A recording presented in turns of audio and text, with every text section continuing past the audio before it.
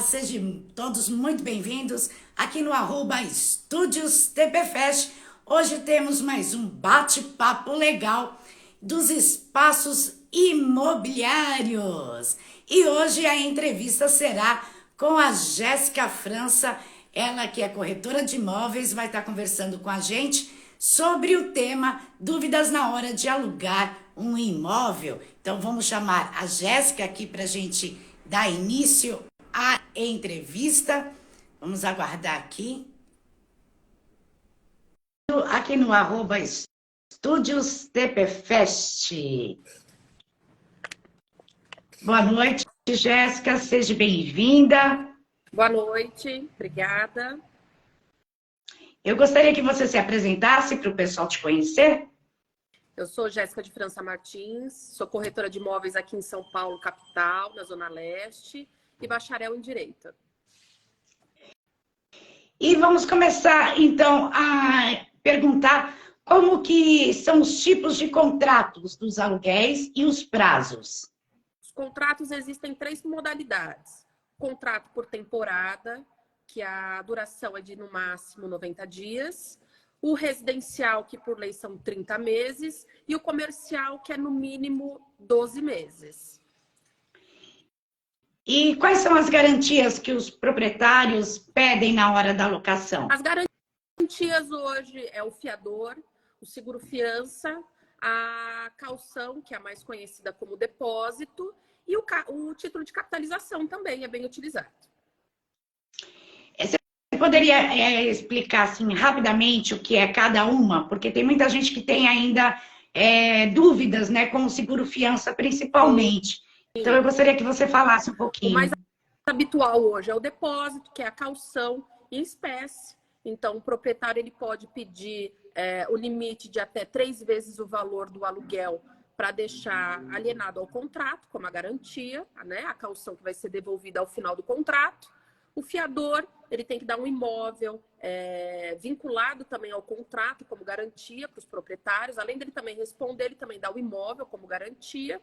O seguro-fiança, que não muda muito o procedimento de um seguro de veículo, né? Só que ao invés de você fazer a cobertura do veículo, é a cobertura residencial ou comercial. E o título de capitalização é como se fosse uma carteira de crédito. Então, você estipula um valor de título e deixa como garantidor o locador, no caso, no contrato.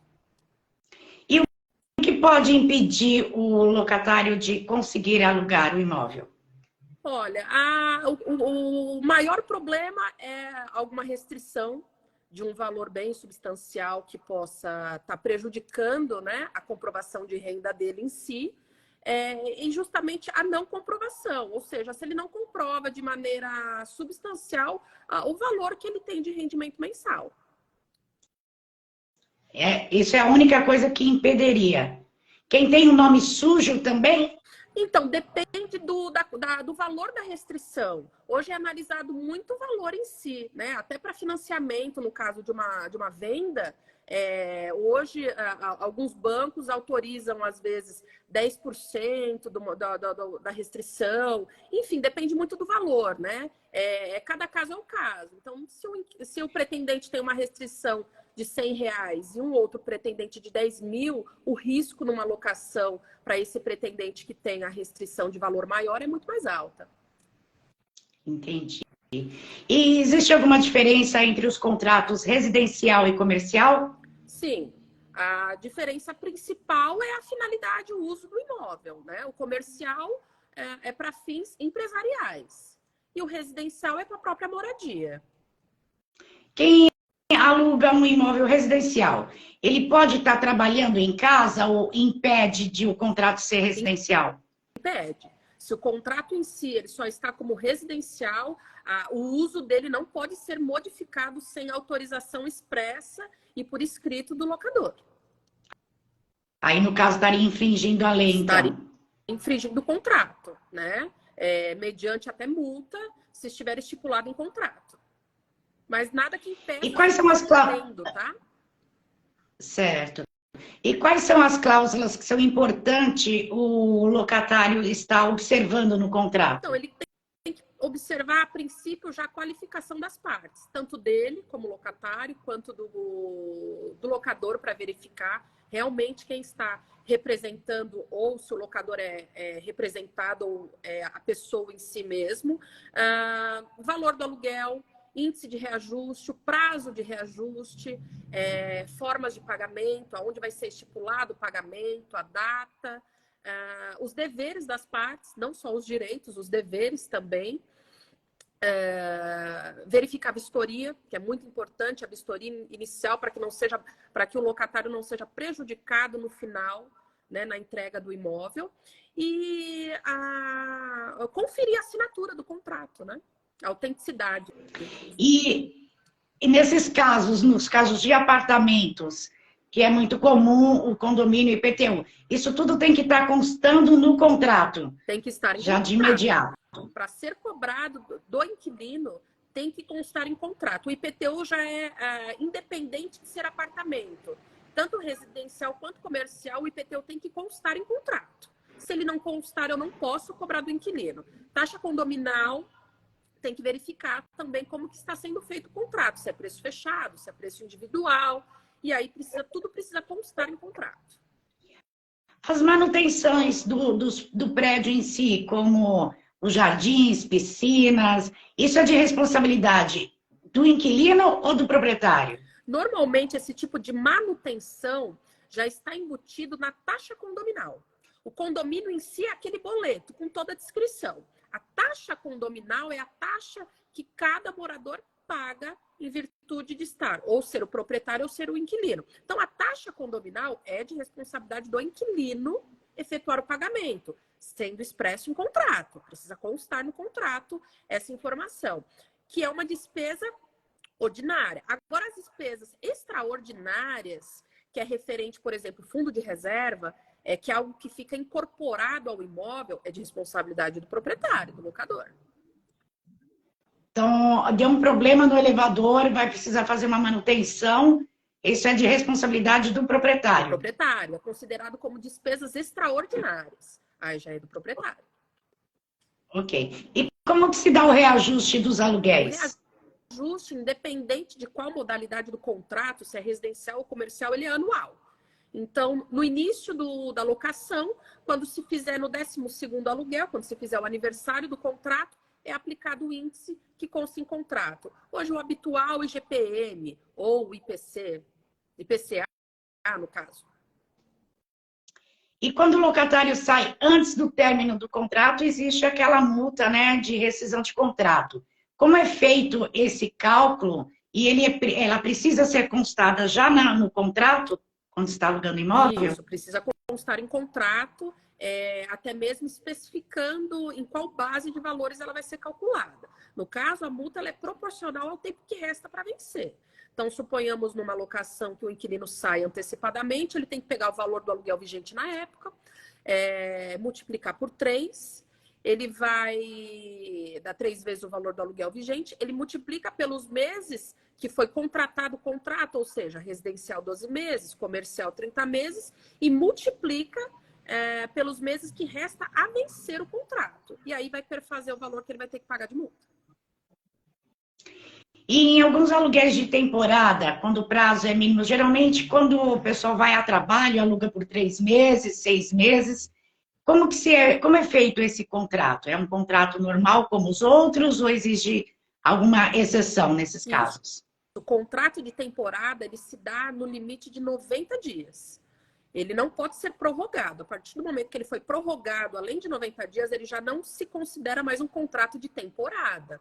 Ele já se enquadra até num contrato de prazo indeterminado, tá? Que no caso prejudicaria o locador, tá? Então ele é no prazo de 90 dias. As garantias, o proprietário, como ele é por prazo determinado já, é um período curto, o proprietário ele pode estar pedindo antecipadamente o valor dos aluguéis desses 90 dias, ou ele pode estar pedindo uma garantia normal, como um contrato residencial, fiador, seguro ou a caução.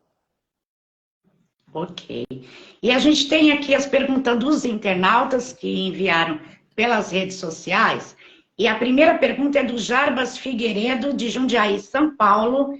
Ele fala assim: eu gostaria de saber, em casos de inadimplência, sendo o contrato calção, como o proprietário pode cobrar do locatário e existe algum prazo para isso?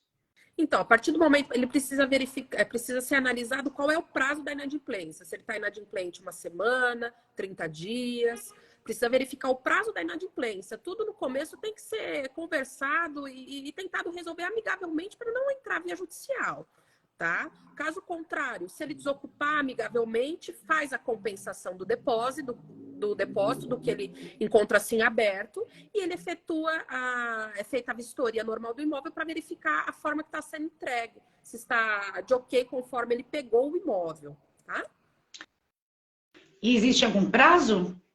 Por lei, o prazo para desocupação, caso ele pretenda desocupar porque ele não está mais conseguindo arcar com os aluguéis, o prazo por lei são 30 dias, tá? Então, verifica-se a somatória do que está em aberto, faz a atualização do depósito que ele tem para fazer o abatimento da dívida. Ok. E a Júlia Almeida, de São Paulo, também pergunta: gostaria de saber como locatária, qual a importância no laudo da vistoria antes da entrega do imóvel? É um dos pontos mais importantes. A vistoria ela ser realizada tanto por escrito e hoje com a modernidade através de fotos, para que eu possa comprovar que eu peguei o estado do imóvel na forma que se encontra no contrato e nas fotos, estou entregando na mesma forma, melhor, sem nenhuma deteriorização. É óbvio que desgaste natural pelo tempo de uso, isso é algo normal. Né? Não é uma coisa que ocasionou, o inquilino ocasionou, ele danificou. É o desgaste natural pelo tempo de uso. Isso também é analisado na vistoria. Né? Agora, vamos supor, por exemplo, eu peguei com a porta danificada já desde o início. Se já consta no contrato, eu não vou ter esse prejuízo ao final. Então, é muito importante o inquilino tanto verificar a vistoria por escrito quanto as fotos e, ao ingressar no imóvel, verificar com a via dele no contrato todos os pontos que foi analisado nessa vistoria. E alertar o proprietário ou administradora, no caso, se tiver em administração, se tem alguma divergência nesse laudo e apontar e deixar registrado. Porque tem muitas as pessoas fazem aquele contrato particular, né? Geralmente, na maioria das vezes, e não é feita essa vistoria de início, né? Então é importante fazer no início e na entrega também. Sim, Isso é bastante importante, mesmo o contrato sendo particular. Mesmo particular, né? O particular, não só o particular tem esse problema, até o contrato verbal, né? Então, como eu vou provar que eu peguei um imóvel danificado e ao final da locação eu não tenho que arrumar um vidro quebrado, por exemplo, né? Então, a vistoria inicial, via judicial, ela é um dos principais pontos que, no caso, o juiz vai analisar a boa-fé do inquilino e a boa-fé do locador também, no caso. Ok. E o Guilherme Pereira, também de São Paulo, capital, ele pergunta sobre o contrato comercial, com um período de 2 anos. Eu aluguei hoje com um período de 2 anos e estou há 4 meses apenas no local. Eu gostaria de mudar devido à criminalidade intensa. Mas eu fiz como calção, direto com o proprietário. Ele quer uma multa referente aos meses restantes. O que eu devo fazer? A multa, ela é válida, tá? Infelizmente, hoje a criminalidade, a gente tem em toda a região, em todo o país. Infelizmente, isso não é uma coisa que o proprietário deu origem a isso. Né? Então, a multa ela é válida para o proprietário. Ele precisa verificar as cláusulas contratuais, como que está no contrato dele. A multa é válida. O que pode ser conversado se ele deu a caução, ao invés de ser devolvida, corrigida no final para ele faz o abatimento da caução pela multa e o valor de diferença, ele pode fazer um parcelamento, caso não tenha a possibilidade de efetuar o pagamento à vista.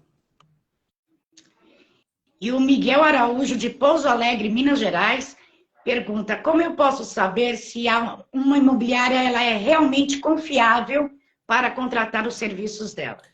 Ele pode estar verificando no site do CRES através da numeração, todas as informações da imobiliária.